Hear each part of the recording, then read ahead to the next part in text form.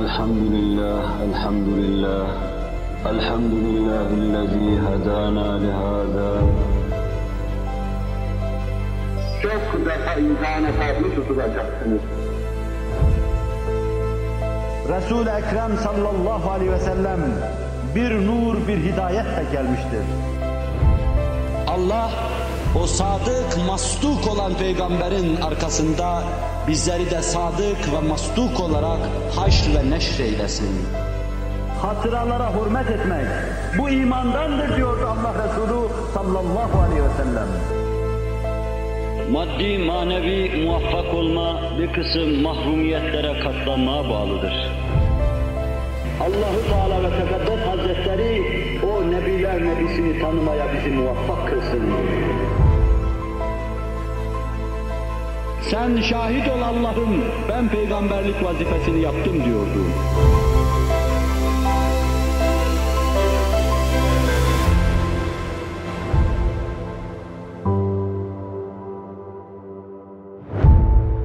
Elhamdülillah, elhamdülillah. Elhamdülillahillezî hedâna lihâzâ. وَمَا كُنَّا لِنَهْتَدِيَ لَوْلَا أَنْ هَدَانَا اللّٰهُ. وَمَا تَوْفِيقِي وَلَا اعْتِصَامِي إِلَّا بِاللّٰهِ. عَلَيْهِ تَوَكَّلْتُ وَإِلَيْهِ أُنِيبُ. أشهد أن لا إله إلا الله وحده لا شريك له ولا نظير له ولا مثال له، الذي لا أحصي ثناء عليه كما أثنى على نفسه، عز جاره وجل ثناؤه ولا يهزم جنده ولا يخلف وعده ولا إله غيره. وأشهد أن سيدنا وسندنا ومولانا محمدا عبده ورسوله السابق إلى الأنام نوره ورحمة للعالمين ظهوره، صلى الله تعالى عليه وعلى آله وأولاده وأزواجه وأصحابه وأتباعه أجمعين. أما بعد فيا عباد الله، اتقوا الله تعالى وأطيعوه. وبلغنا رسوله النبي الهاشمي الكريم. Muhterem Müslümanlar,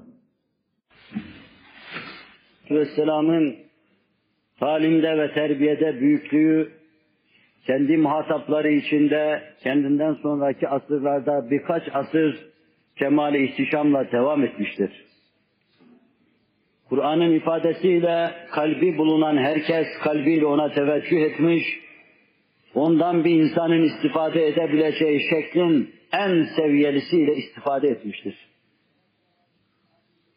Yavaş yavaş Kur'an'ın nurundan, Resulullah'ın nurundan uzaklaşılan devirlerde Resul-i Ekrem Aleyhisselatü Vesselam'ın getirdiği terbiyeye insanlar gözlerini kapamış, kulaklarını tıkamış, onu anlamak istememiş, onu araştırmak istememiş ve böylece ona karşı yabanileşmişlerdir.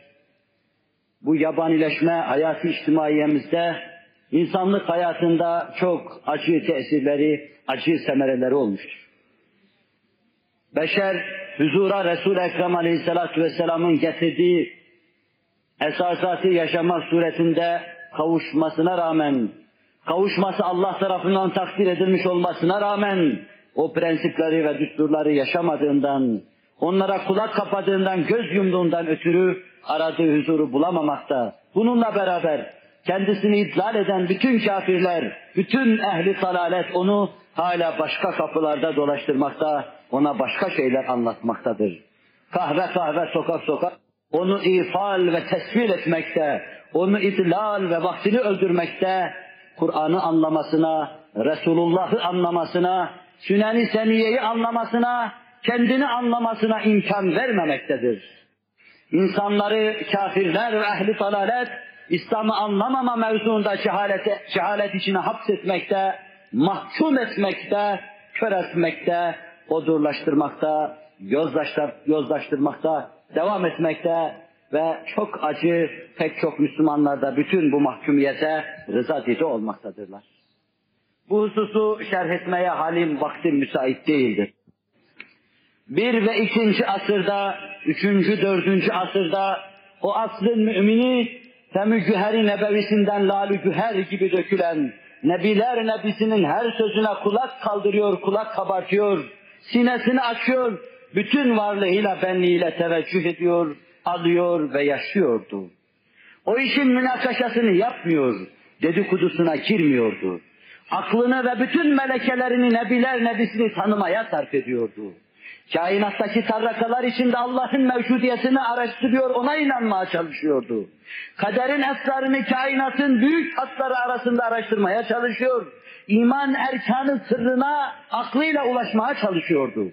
Artık bu mevzuda tam selahiyetli hale geldikten sonra yine köleliğini, abd olduğunu, esir ve bende bulunduğunu idrak ederek Nebiler Nebisi'nin karşısında tasmalı hale geliyordu. Aklını kullanıyor, devletleri idare ediyordu. Dirayetini kullanıyor, devletleri dize getiriyordu. Ama hakkı kabul ettikten sonra Nebiler Nebisi'nin fermanı ve kendisi karşısında dize geliyordu. Kul oldum, kul olmakla huzura ve saadete kavuştum diyordu. Sahabe-i kiram Nebiler Nebisi'ne itiraz etmiyorlar. Abdurrezzak Said İbni Müseyyep tarihiyle bize şunu anlatıyor. Allah Resulü sallallahu aleyhi ve sellem Hüneyn'i müteakip herkese bir şeyler veriyordu. Hakim İbni Hizam da huzuruna geldi. Bana da ya Resulallah dedi. Allah Resulü bir miktar veriverdi ona. Biraz daha ya Resulallah dedi.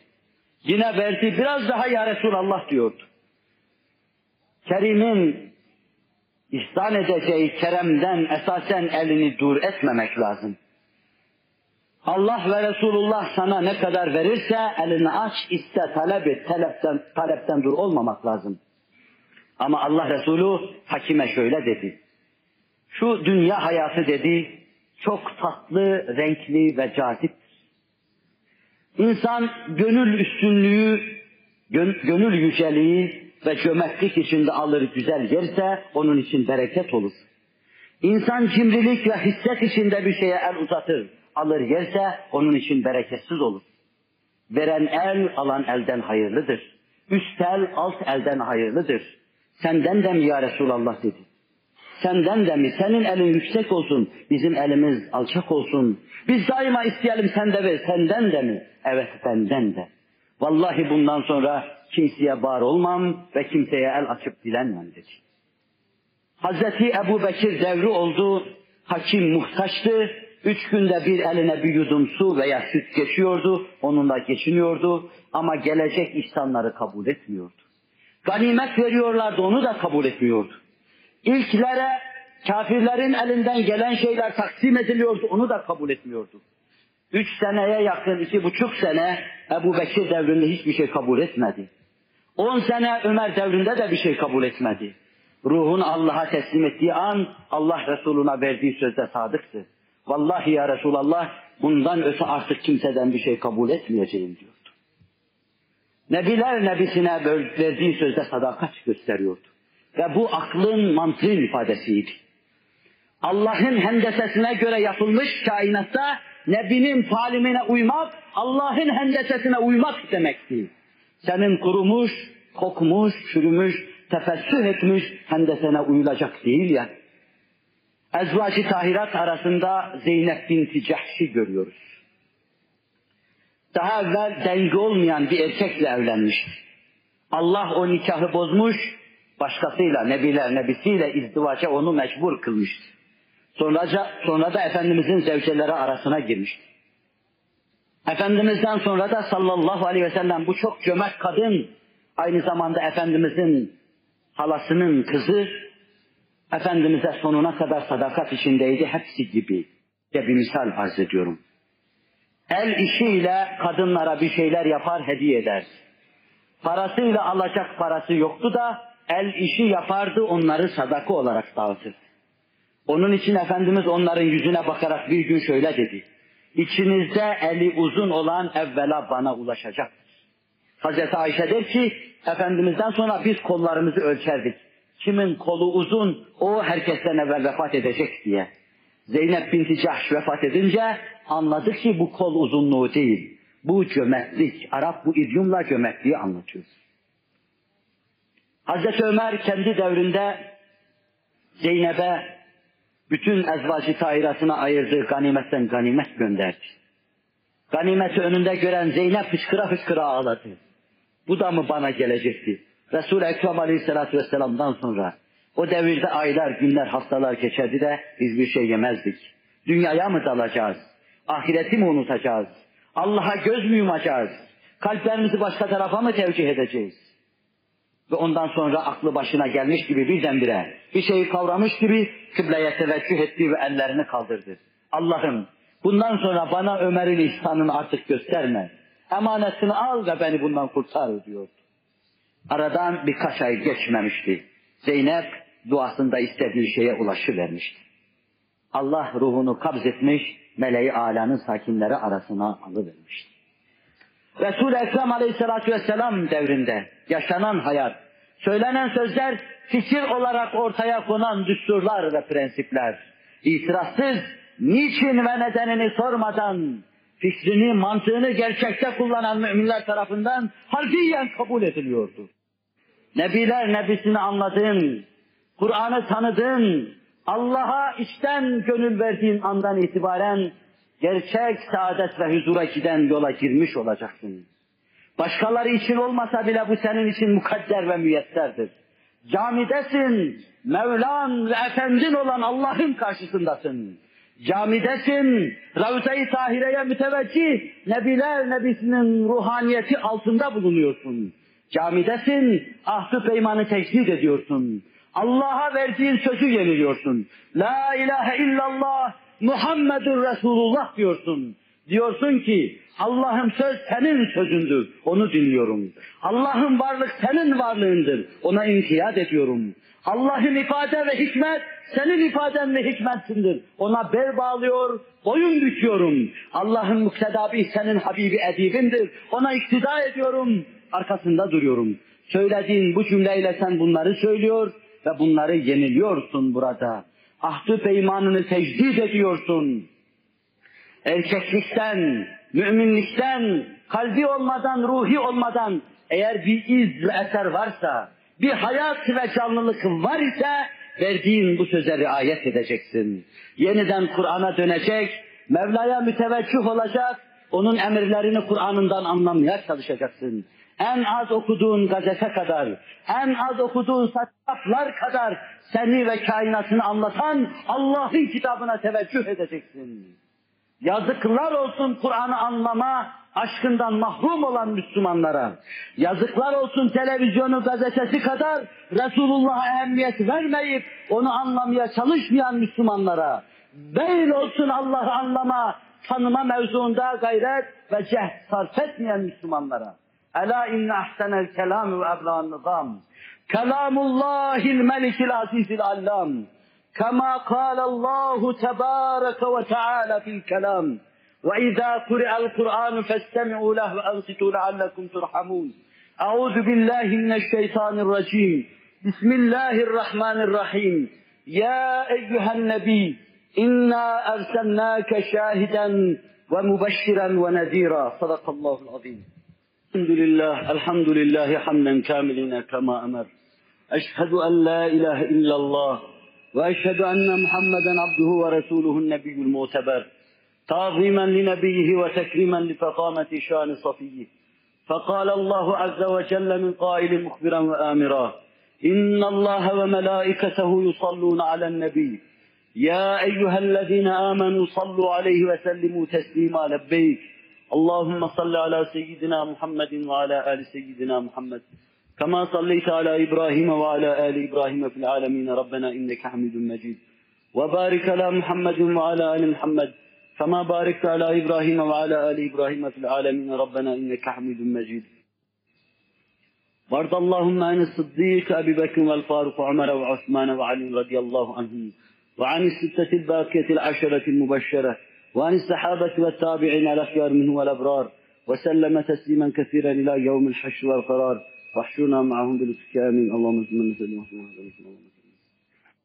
بعد الله Allah'ın kulları ittakullaha ve ati'uh.